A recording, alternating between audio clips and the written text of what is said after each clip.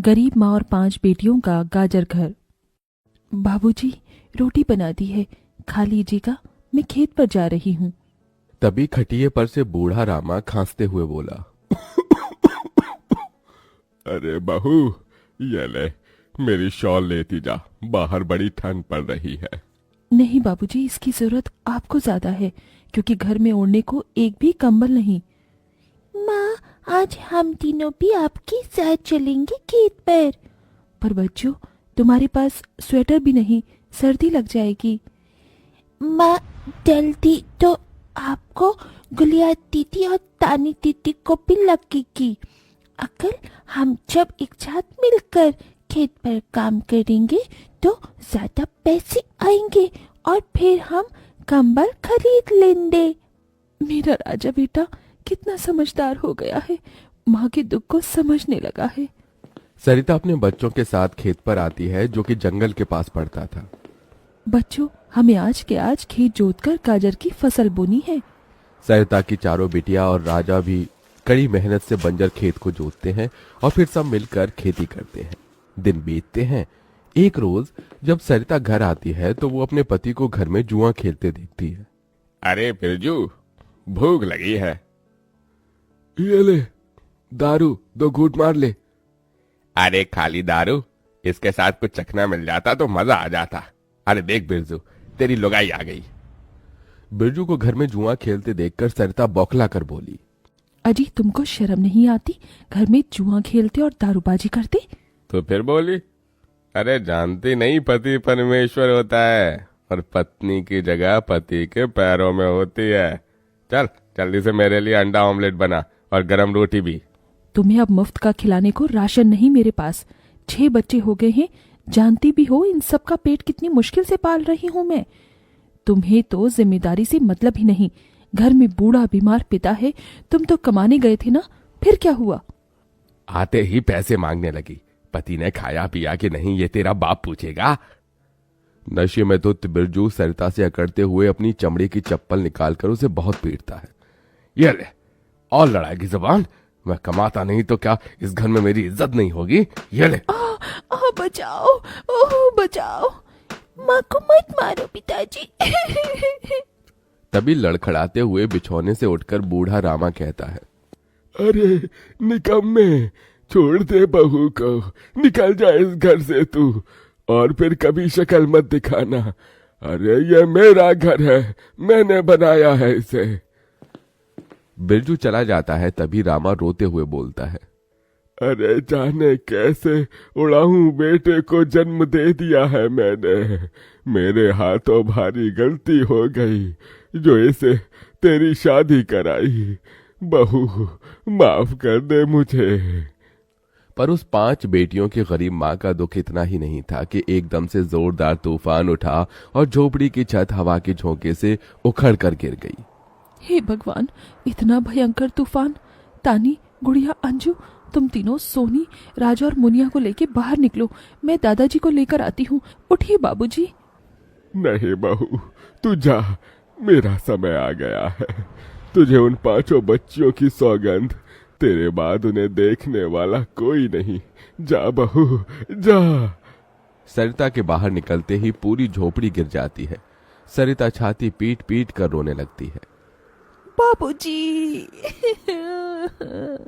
अरे कैसा निर्दयी है रे तू ऊपर वाले! क्या मिला आखिर, क्या मिला तुझे मेरा घर उजाड़ कर? तू खुद तो अपने घर में सो रहा है और मेरी 5 बेटियों को बेघर कर दिया। जवाब दे, तू बोलता क्यों नहीं? सरिता को टूट कर रोता देखकर उसकी 5 बेटी भी बिलख बिलख कर रोती है। चुप हो जाओ माँ, रो मत। माँ, मुझे जल्दी ठंड लगती है। हे भगवान, इतनी बर्फ गिर रही है, मुझे इस ठंड से अपने बच्चों को बचाना होगा। सरिता सबका दरवाजा खटखटाती है, मगर कोई भी मुसीबत में उसकी मदद नहीं करता। हार कर वो अपने जंगल वाले गाजर के खेत में आ जाती है और सब रात भर ठंड से कांपते ठिठुरते हुए बीतती है। माँ, बहुत भूख लगी है। हाँ माँ, मुझे भी भूख लगी है। तभी सरिता की सबसे बड़ी बेटी तानी खेत में देखती है जहां लाल लाल गाजर उगे थे। देखो माँ, हमारे खेत में तो गाजर तैयार हो गए हैं। फिर तानी अपने सभी भाई बहनों को गाजर तोड़ कर देती है। ये लो मेरी बहनों, गाजर खा लो। अपनी बेटियों को ठंड में ऐसे देख उस गरीब माँ का मन अपार दुख से भर जाता है। अपनी इस गरीब लाचार माँ को माफ कर देना बच्चों, तुम्हें ये ठंड भोगना पड़ रहा है। तभी एकदम से दिन का माहौल रात सा हो जाता है और तेजी से बर्फ गिरने लगती है। बाप रे बाप, एकदम से इतनी ठंड, ऐसे तो बिना घर के हम बच नहीं पाएंगे। तभी सरिता अपना आंचल उन पर उड़ाती है, मगर बच्चे थरथरा उठते हैं कि एकदम से गुड़िया कहती है, माँ, तानी दीदी, हम अपना घर बना सकते हैं। मगर कैसे बिटिया, हमारे पास पैसे भी तो नहीं। माँ देखो, हमारे खेत में कितने सारे गाजर उगे हैं, हम इसी से अपना घर तैयार करेंगे, पर हम सबको साथ मिलकर मदद करनी होगी। राजा बेटा, जब तक कि हम गाजर घर तैयार नहीं कर लेते, तुझे अपनी छोटी बहनों का ख्याल रखना होगा, रखेगा ना? हाँ माँ, रखूंगा। सरिता आग जलाकर अपने दोनों सबसे छोटे बच्चों को उसके पास बिठा देती है और खुद अपनी चारों बेटियों के साथ उस भयंकर ठंड में गाजर घर बनाने लगती है। अंजू, सोनी, गुड़िया, तुम दोनों मुझे और तानी दीदी को गाजर तोड़ तोड़ कर दो, हम घर बनाते हैं। ठीक है माँ। गरीब माँ बेटियां मिलकर गाजर घर बनाती हैं, मगर घर एकदम से ढह जाता है, जिससे सरिता दुखी हो जाती है। कितनी मेहनत से ये गाजर घर बनाया था हमने, मगर सारी मेहनत बेकार चली गई। तभी चारों बेटियां रोते हुए गाकर अपनी माँ को हिम्मत देती हैं। जिंदगी की यही रीत है, हार के बाद ही जीत है, थोड़े आंसू है थोड़ी हंसी, आज गम है तो कल है खुशी, जिंदगी की यही रीत है, हार के बाद ही जीत है। मेरी बच्चियों। रोते हुए सरिता अपनी बेटी को गले से लगा लेती है। वो फिर कोशिश करते हैं, कई बार उनका गाजर घर बिगड़ता है। तभी गुड़िया कहती है, माँ, अगर हम अपना गाजर घर मजबूत बनाने के लिए पहले लकड़ी फट्टे से ढांचा बना लें, तो फिर हमारा गाजर घर नहीं गिरेगा। सब ऐसा ही करते हैं, जिससे उस बार उनका गाजर का घर मजबूत बन जाता है। सरिता अपनी पांचों बेटियों और बेटे के साथ घर के अंदर आती है, तब जाकर उनके शरीर को गर्माहट महसूस होती है। अरे वाह माँ, दीदी, आप सबने कितना सुंदर गाजर घर बनाया है, और ये कितना गर्म भी है।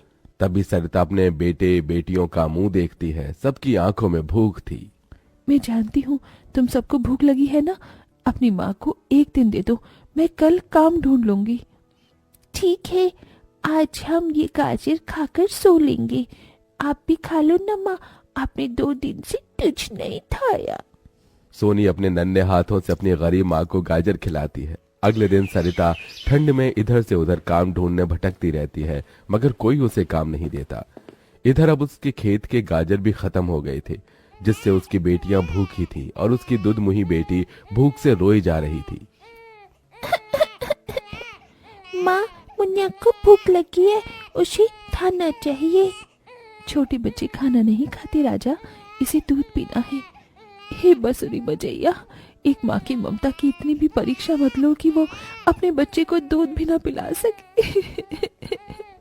तभी सरिता को द्वार पर एक गाय के रंभाने की आवाज सुनाई दी। माँ, लगता है बाहर गाय आई है। सरिता अपनी बेटियों के साथ बाहर आकर देखती है तो गाय के थन से दूध की धारा बहे जा रही थी। इस गाय के थन में कितना दूध गिर रहा है। सरिता गाय का गर्म दूध अपनी बेटी को पिलाती है। तभी गाय उसके खेत में जाकर गोबर कर देती है, जिससे एकदम से जादू होता है और खेत लाल चमकदार गाजर से भर जाता है। माँ, ये तो कोई जादुई गाय लगती है। देखो, हमारे खेत में कितने गाजर हो गए। हाँ गुड़िया, मैं जादुई गाय हूँ। मुझे वरदान प्राप्त है, जिस भी बंजर खेत में मैं गोबर करूंगी वो फसल से भर जाएगी। मैं इससे पहले भी तुम्हारे खेत में आई थी। इसका मतलब गौ माता, आपकी वजह से उस वक्त भी मुझ गरीब के बंजर खेत में गाजर उगी थी। आपका कोटि कोटि धन्यवाद गौ माता। माँ, तुम काम ढूंढ रही थी ना, अब मैं ढूंढना। तुम तो कितना अच्छा गाजर का हलवा बनाती हो, और गाय के दूध से खोया, घी, दूध सब बनता है। तुम हलवा बनाकर बेचो। सरिता उस गाय के दूध से घी खोया तैयार कर लेती है और गाजर का हलवा बनाकर बेचने लगती है, जो कि लोगों को खाने में स्वादिष्ट लगता है। उसकी अच्छी कमाई होती है, जिससे उसकी आर्थिक स्थिति ठीक हो जाती है और वो गाय उसके गाजर घर के बाहर बंधी खेत के गाजर और घर दोनों की पहरेदारी दिया करती।